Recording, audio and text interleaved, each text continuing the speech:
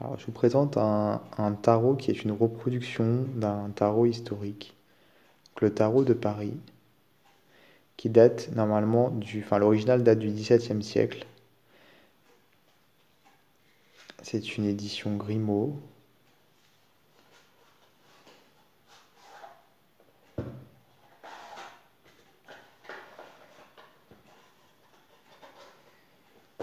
Avec le livret.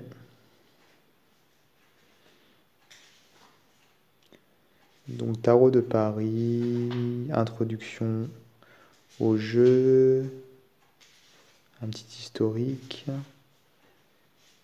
Après, on a le tarot en France d'une manière générale.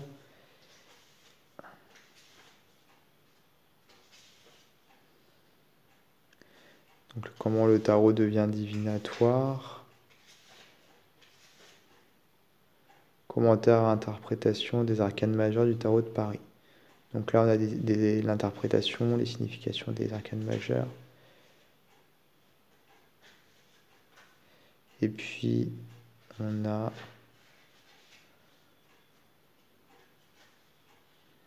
des méthodes de tirage. Les arcanes mineures, c'est très rapide. Puis, méthode de tirage. Donc c'est une édition qui date de 1984. Donc on nous dit dans cette carte de présentation, ce tarot du début du XVIIe siècle conservé au cabinet des estampes de la Bibliothèque nationale est l'exemple complet, le plus ancien au monde de ce type de jeu. Fait à Paris par un quartier resté anonyme, il mêle une structure classique à un traitement graphique tout à fait original.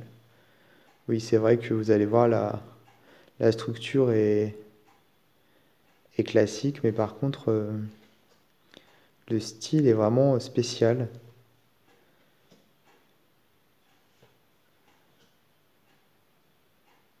Surtout pour l'époque, je trouve.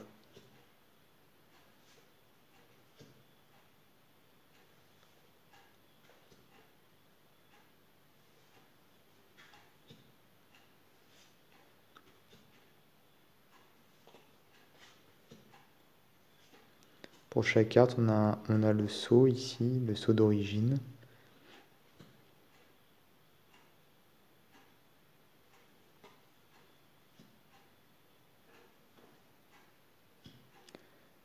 Je trouve qu'ils ont quand même assez bien conservé le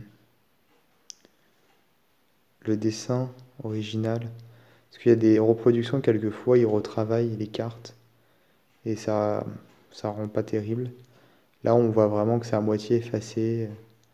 Ça rajoute, je trouve, de l'authenticité aux cartes. Elles sont bien centrées, ils ont fait une bordure jolie. C'est pareil, il y a beaucoup de jeux qui sont des reproductions historiques, qui sont mal centrés. Enfin, c'est un peu n'importe quoi. Là, non. Donc les mineurs ne sont pas illustrés. Donc je vais les passer.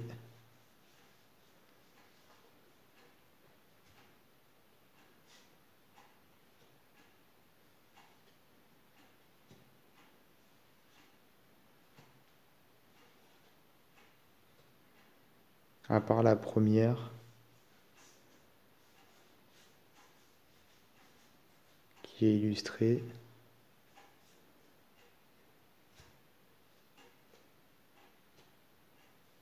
Les cartes glissent très très bien. Elles sont épaisses.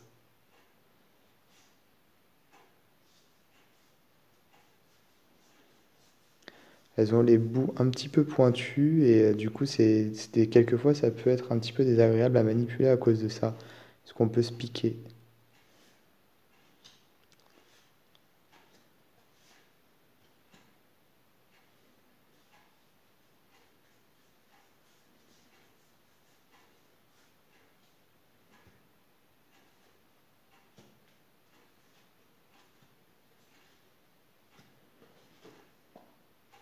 Donc carte épaisse, comme je le disais, très glissante, ni trop brillante ni trop mate. Donc c'était vraiment une reproduction de qualité, contrairement à certaines reproductions qui ne sont pas toujours à la hauteur.